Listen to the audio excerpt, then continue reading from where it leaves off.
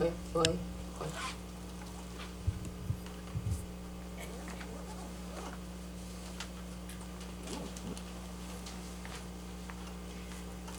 Good afternoon, everyone. My sharing will be conducted in English.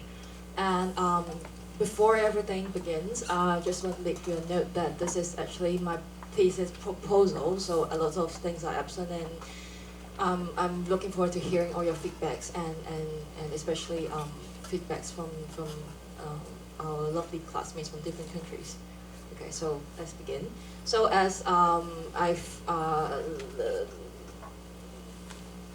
listed in the brochure that I'm talking about female friendliness as a erotic retelling tactics in Hong Kong. So what do you mean by erotic retelling? My background is I worked in a sex shop in Hong Kong for 3 years before coming here to study the MA program. And by using the term erotic retelling, I'm actually taking a main term which is recently used in other publication in the Western academia, and I actually place an intention of using such kind of like formal term for that, and yeah.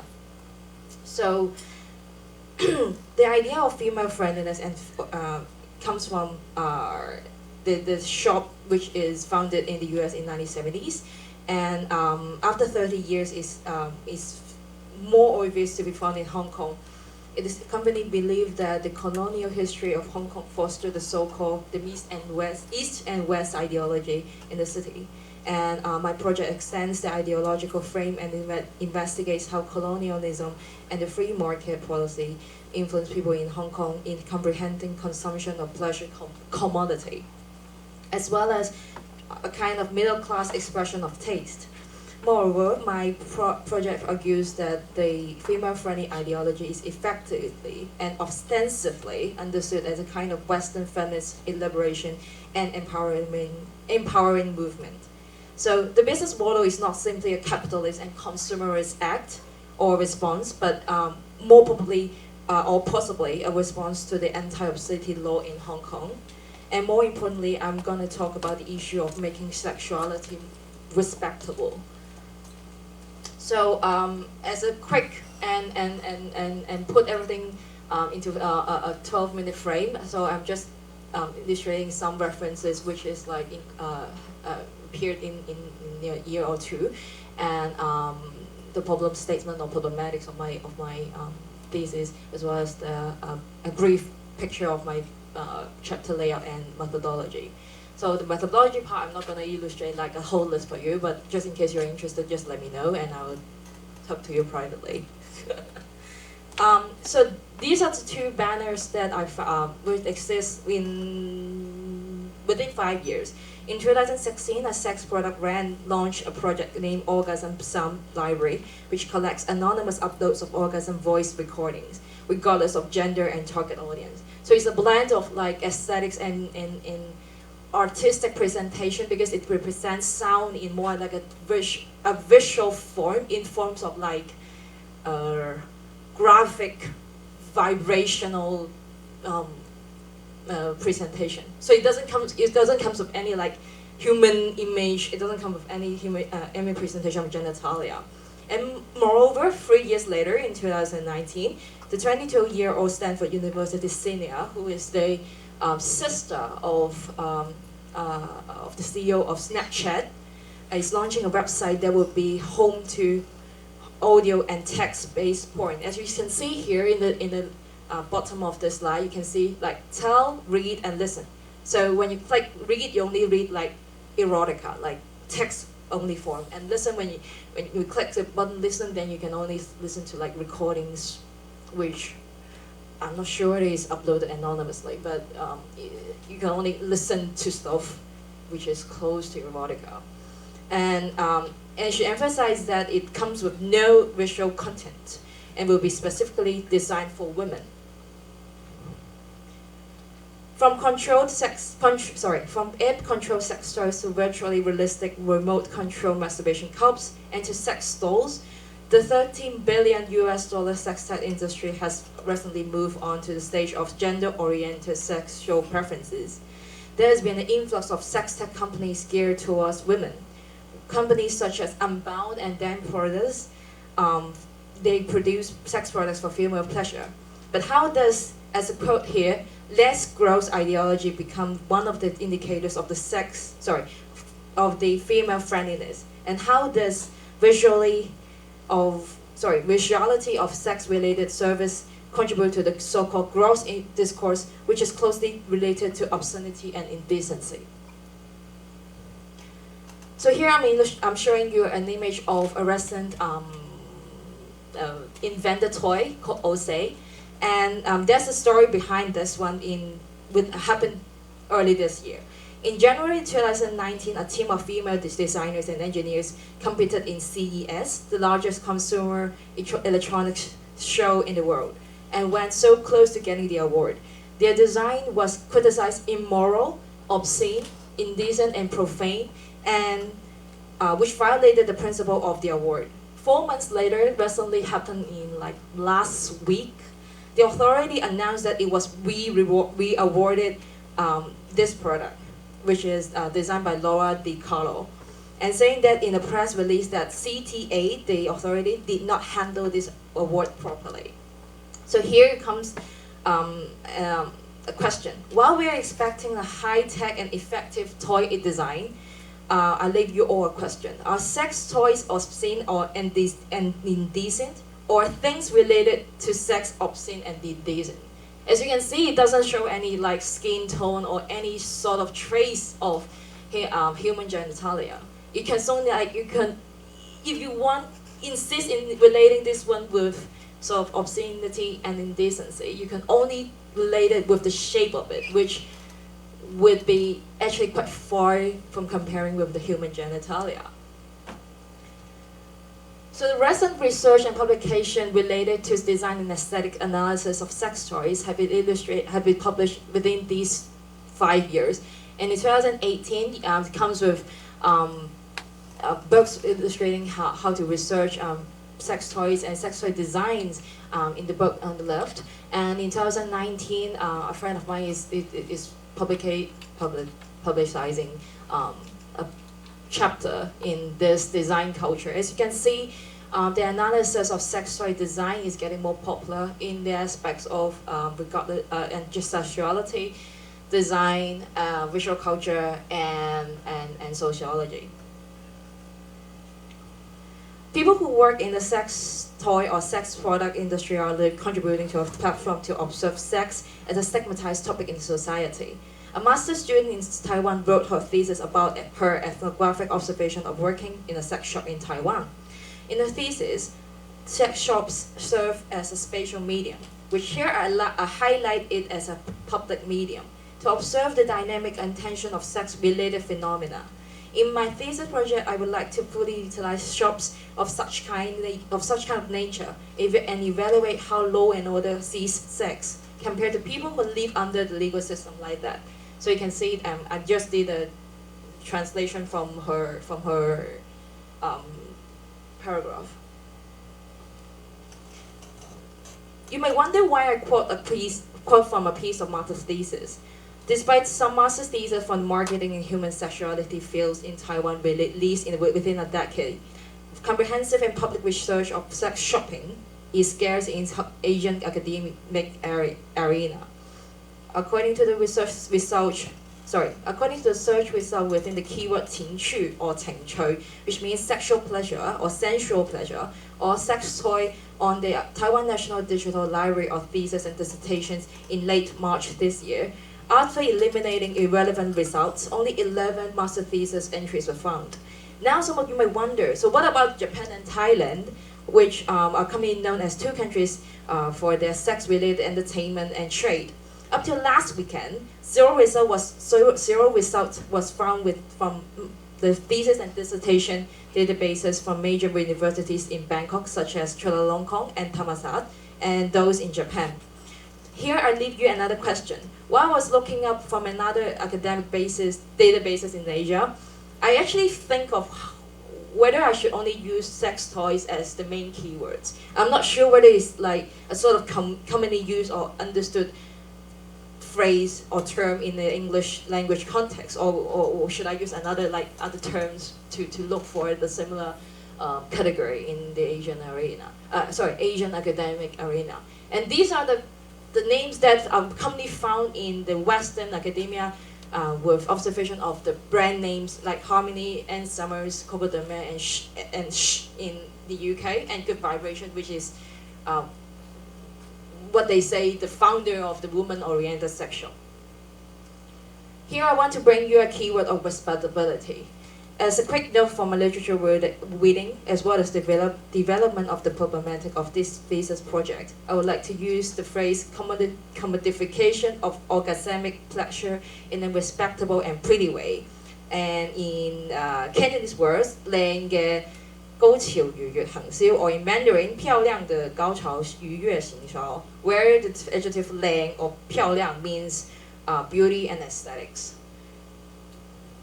So this would be the bone of my thesis, and I'm questioning like 3 aspects of respectability with aspects of sexuality, legality, and the people under the frame. Due to the limit of time, I'm just pointing out of like ideas of how sexuality being aestheticized and boutique-sized, like boutique boatify things, making it like a boutique. How sexuality becomes classy and chic, decent and erotic, instead of like saying sex, we prefer the term erotic.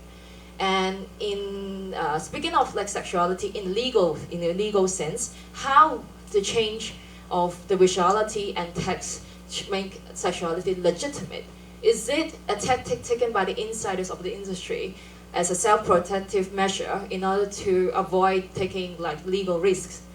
And the main question for this thesis would be, as I've mentioned, is female/friendly. I'm questioning the female and the idea of femaleness in the context, in the ideology of female friendliness. It shows a consumption relationship between sexual industry and sex workers. And traditionally, sex has strong connection with sex trade and sex work, but in the frame of female friendliness, it seems that there is like a respectable female customer group. So what about male customer or non-cis heterosexual female? Who are the people under this female-friendly, respectable framework? So this is the chapter layout. I'll just give you a quick 30-second look. And if you want to look for longer time, you just tell me and I will show you the whole methodology. And yeah, and this will be the end of my presentation. Thank you. 谢谢马吉娜的报告。第二位 Celia。Good afternoon, everybody. My name is Celia, and I'm currently a student in NCU. So today I'm going to talk about a little notion of my second chapter for my MA thesis. My MA thesis is called "Is It More the Flower? A Column Mark Courage and Masculinity in the TV show Shadowhunter." And the second chapter focuses on a rebellious warlock, race, class, and sexuality in the shadow world. My overall thesis statement is that I consider this character, Magnus Bane, as an ambivalent character who is situated at the crossroad of globalized renewal of concept of masculinity, the continuity of Asian men representation in Western media, but more importantly, he opens the debate around the notion of inclusion of non-normative identities in a tense context of white populism in the West.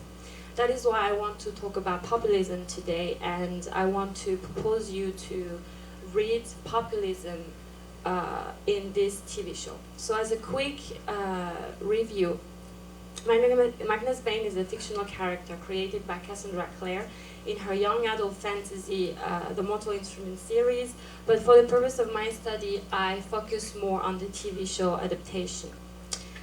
Although the story takes place in today's New York, the fantastic society of the Shadow World is highly segregated. The society is divided between Shadow Hunters and Downworlders, and Magnus Bane is part of the Downworlders, the oppressed communities. That is very important for the way I read populism in this thesis, I think. I read race and species as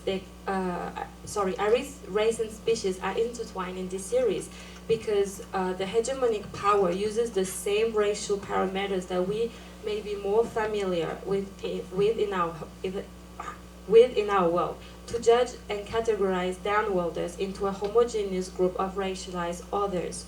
Moreover, shadow hunters benefit from the same privileges that are usually associated with whiteness in Western society. Okay. So, while the term populism is prioritized in my reading of Magnus, it does not encompass his whole character.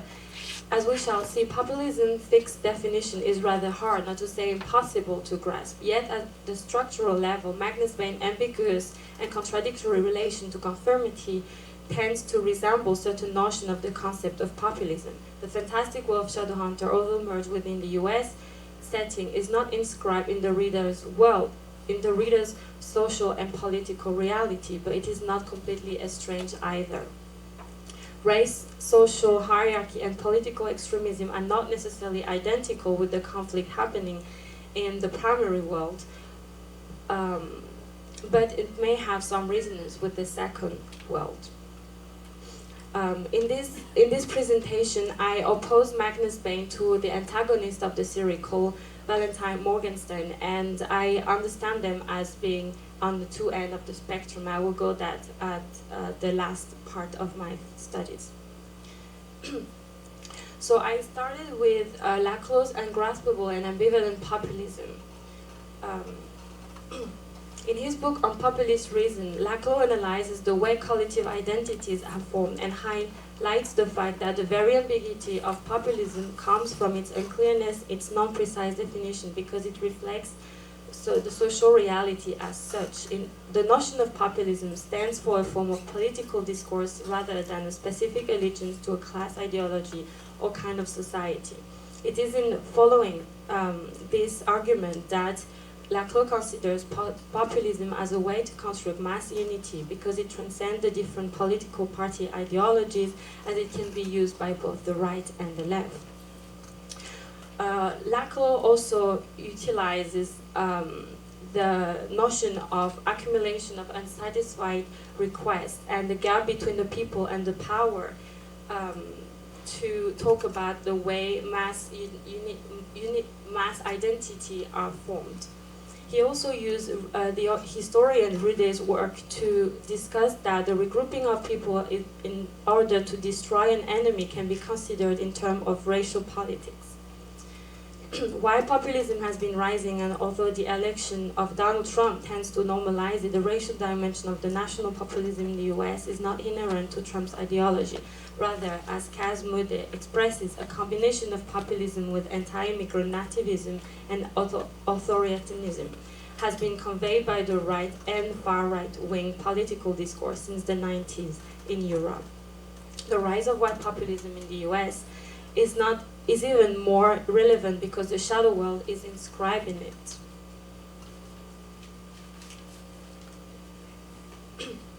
The race issue in the regrouping of people under the idea of combating external threat represented by racial Just as populism seems to be impossible to define, I read Magnus Bane historicity, sexuality, and race following the same difficulty to categorization. Then in my second chapter, I use Curtis Marais' reading of the controversial figure Cesar Chavez, as well as George Lipstich's retelling of Bill Moore, the postman, historical struggle against oppression during the civil rights eras, and I link them to my reading of Magnus because I understand them as refusing to obey the segregation rules and ready to perturb the racial hierarchical order of the time. Their struggle are very their struggle echo with each other because they pacifically try to suppress this segregated society that is constantly promoted by the white hegemonic power. Okay. And that is also why I understand Magnus' position as a charismatic leader as inscribed in history, because it happens in a US context. So the two ends of populism spectrum. Notions of populism are not only echoing a character of Magnus Bain in this series, as he is hard to be categorized as well as relatively fighting the oppressor, but also in the rock Shadowhunter Valentine Morgenstern, whose political discourse tends to be on the other end of the populist spectrum, as it reverberates a certain combination of anti-immigration nativism and or authoritarianism with populism. The apparent nationalist and xenophobic discourse Valentine conveys in this season finale resonates with another white supremacist discourse that tends to resurface in the West. I propose to link Magnus Bain to the rise of far-right nationalism globally and propose to read him as a racial outcast fighting against the uprising of extremist racism in Western society that Valentine tends to resemble in the TV show.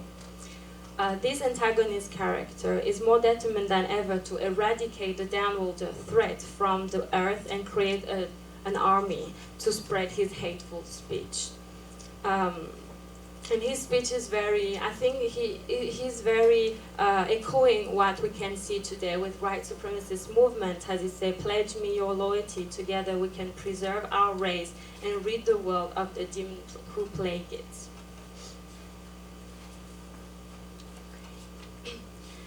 So Valentine can be read as illustrating a kind of populism that it used through the scope of some sort of white nationalism and racial supremacism. Magnus appears to use a populist notion of the pure people against the corrupted elite through his combat against racial oppression.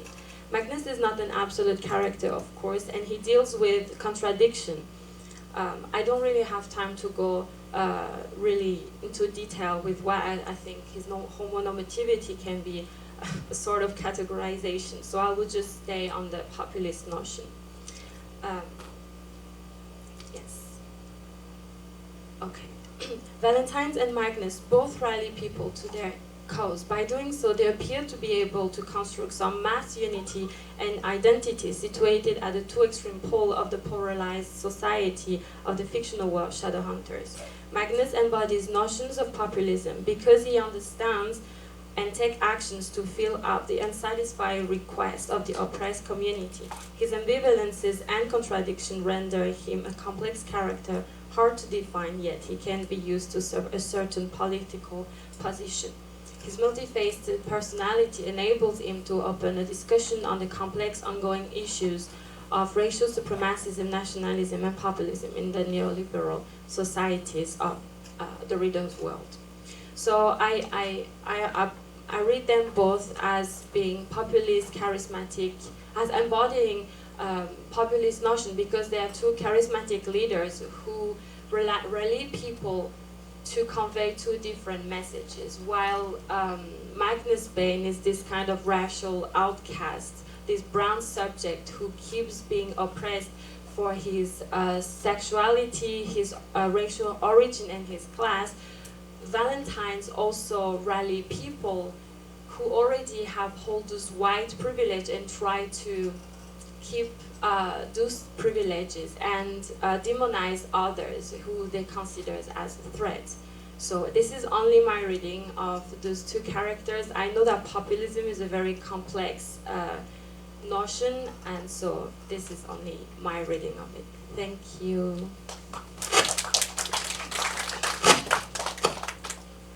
第三位吧，孔匡哲同学。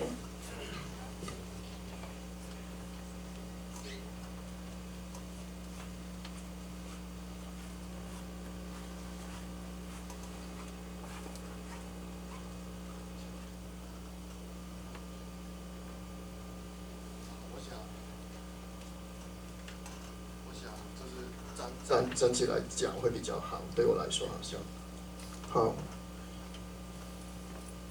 好，那我今天的讲题就是从电视剧《狮子山下》与香港的社会脉络看狮子山精神的演变。这个封面其实有意思的，因为你看，这个就是那个狮子山。那什么是狮子山下，还有什么是狮子山精神？这个就可以看到了。其实，因为你看到在那个狮子山下面有很多的不同的房屋，都是高楼大厦。其实这些都是代表了，其实狮子山下就是指在狮子山下面所住的香港人，这是代表一个香港大众的一种感觉。然后我们要了解一下香港历史，就很快的去了解一下。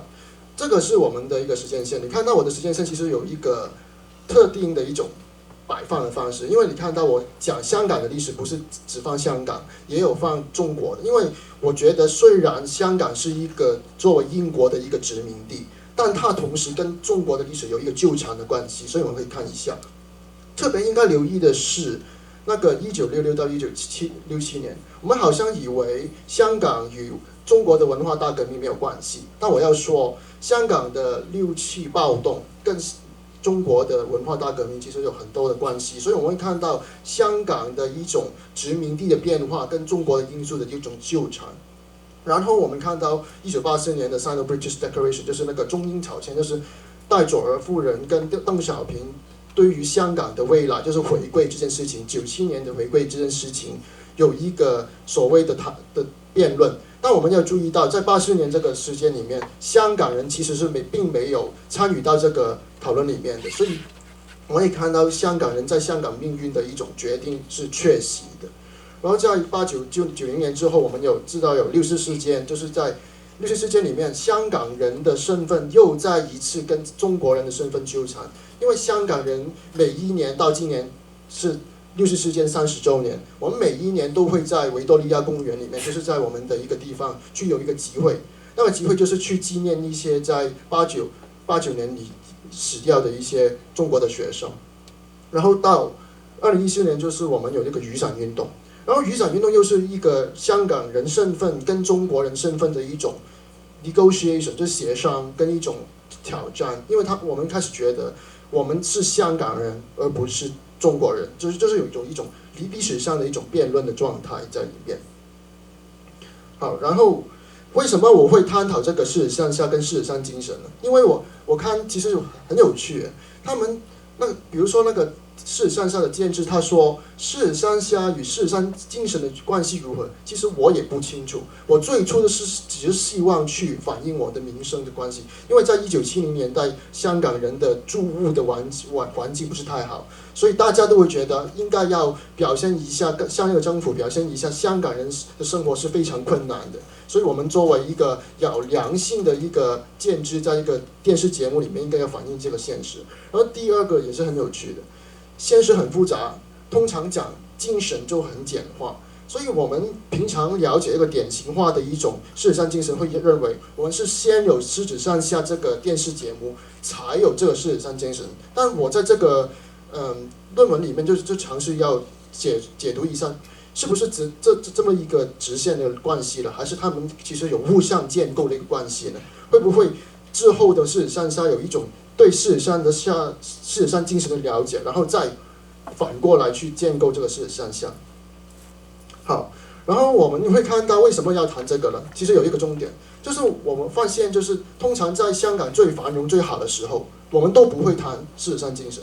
但每当香港遇上困难的时候，政府就会召唤这个狮子山精神，说我们要整个香港一起努力，去互相努力啊！就是有什么困难，我们都可以一起携手前进的，不需要怕。但这个通常讲这个的时候呢，都不是一般市民讲的，都是政府的官员去讲这个东西，所以是非常有趣。所以现在最近几年就会说，我们还是强调这个狮子山精神，其实是不是怀旧，是不是有自念的心态？因为事实上其实可能已经不适用于我们的社会了，为什么我还要提这个呢？这个就是一个非常好的问题。然后我要讲一下，因为我的论文一开始是讲2个时段，一个是70年代最初时候的事实现象，还有现在2018年、19年的一种事实现象，它们之间的分别。我们会有一个问题，为什么这个是政府制作的节目会去批判政府呢？比如说这个是刚才讲的那个事实现象第1代的建制，他说尤其是当时的政府部门其实不习惯有人在公共媒体去批判他们，但这个事实上他就是做这个事情，所以这个是非常有一个特点的地方。然后我第二要讲的点就是，它是一